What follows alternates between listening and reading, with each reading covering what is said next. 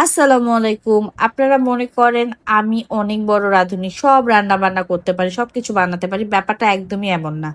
আমি কিন্তু অনেক কিছুই রান্না করতে পারি না। আমি একদমই বেসিক রান্না পারি। কিন্তু আমি কোনো প্রকার ভর্তা বানাইতে পারি না। আমার যখনই ভর্তা খাওয়ার ক্রেভিং হয়, আমি আমার মাকে বলি, আমার মা হচ্ছে ভর্তা বানায়া পাঠায় দেয়। আর না হয় আমি গিয়ে খেয়ে আসি। আমার ওইদিন অনেক ভর্তা খাওয়ার ক্রেভিং হচ্ছিল। তো হচ্ছে আমি বাসায় বানাইলাম।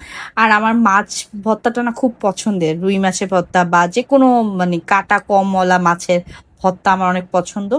তো ওইদিন হচ্ছে আমার একটু ভর্তা বানাইতে ইচ্ছা করছিল।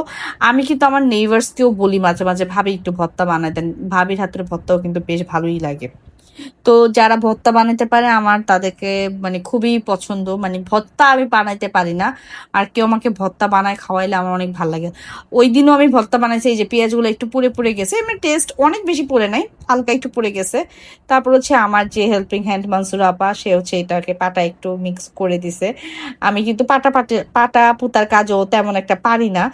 আমি অনেক কিছুই পারি না এখনো শিখতেছি। ইনশাআল্লাহ সব শিখে যাব। আল্লাহ হাফেজ।